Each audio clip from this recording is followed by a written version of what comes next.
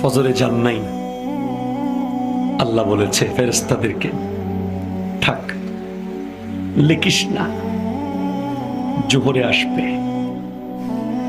আমার বান্দা তো, আল্লাহ পানি বন্ধ করে দেব, না না না, আমার বান্দা। খানা বন্ধ করে দেব, না না না, আমার বান্দা। আমি না গাফফার, আমি আল্লাহ না ক্ষমাকারী। আল্লাহ দোষগুলো দুনিয়াকে দেখাই দেব, না না না, আমি সাত্তার। রহমতের চাদর দিয়ে ঢেকে রেখেছেন। আপনি জান নাই,